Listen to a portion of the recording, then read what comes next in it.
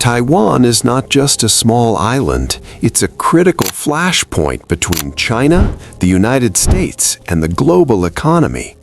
It is the last unresolved battlefield of the Cold War, the key to controlling East Asia, and a strategic hub for technology and military influence. Any misstep there could ignite a global conflict unlike anything history has ever seen.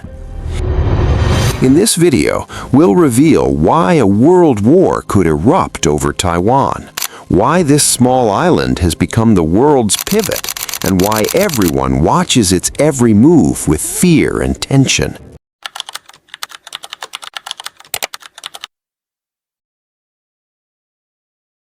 To understand Taiwan, we must first go back to China and to the war that was not allowed to end.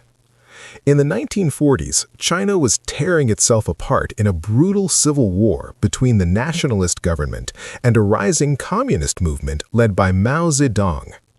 The communists, disciplined and supported by the Soviet Union, steadily gained ground across the mainland. By 1949, the outcome was no longer in doubt. Mao declared the founding of the People's Republic of China, while the defeated nationalist government fled across a narrow stretch of water to the island of Taiwan. More than 1 million soldiers, officials, and civilians followed, believing this retreat was temporary. They still claimed to be the rightful government of all China. From Beijing's perspective, the war was unfinished. Taiwan was not a separate country, but a breakaway province awaiting reunification. The problem was simple but decisive. China lacked the naval and air power needed to cross the strait. For a brief moment, the United States expected Taiwan to fall. American leaders viewed the situation as an internal Chinese matter and showed little interest in intervention. That position changed overnight. In 1950, war erupted in Korea. Communist forces crossed the border into the south with Soviet approval, triggering a massive U.S. military response. What Washington once saw as isolated conflicts now appeared to be a coordinated expansion of communism across Asia.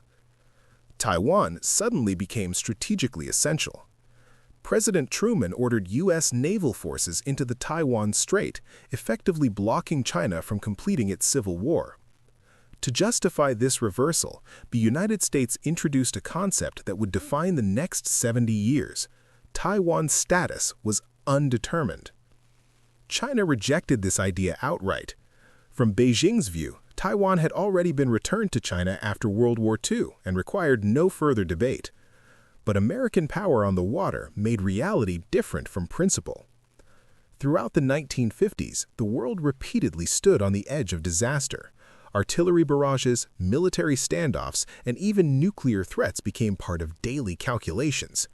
At one point, U.S. planners seriously considered using nuclear weapons to defend Taiwan. War was avoided, but peace never arrived. Instead, the conflict hardened into a permanent standoff. In the 1970s, global politics shifted again.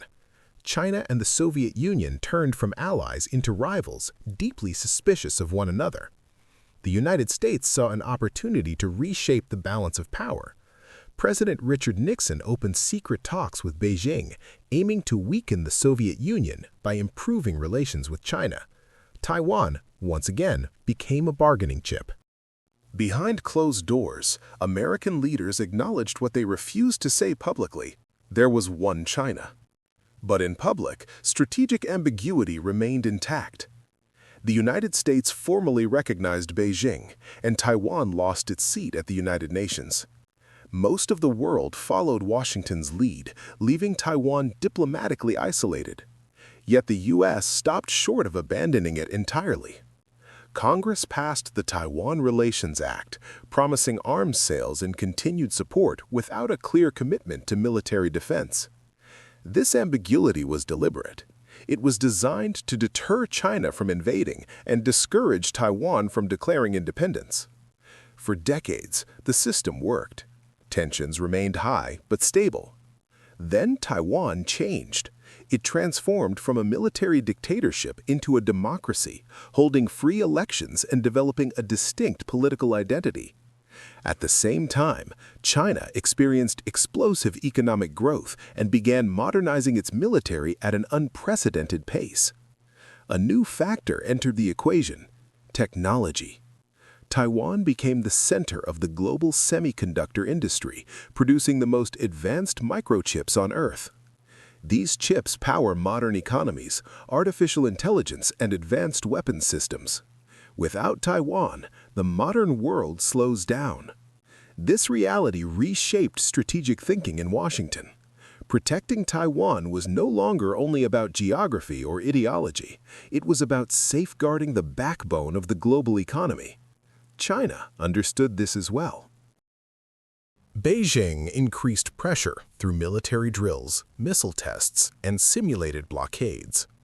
The message was unmistakable. Reunification is inevitable, and force remains an option. The United States responded with deterrence rather than clarity. Warships patrol nearby waters. Alliances are strengthened. Statements are carefully worded to avoid promises while signaling resolve.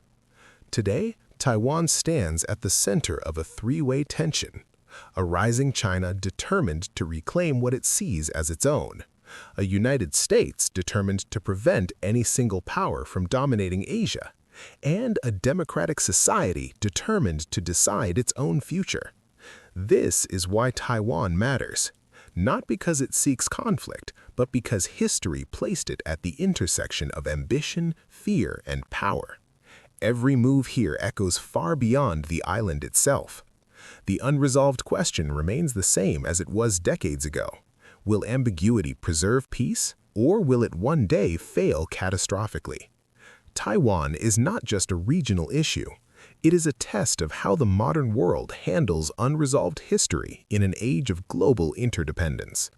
And the answer to that test may define the future of the 21st century. Also, what makes Taiwan truly dangerous is not what is happening today, but how little room there is for error tomorrow.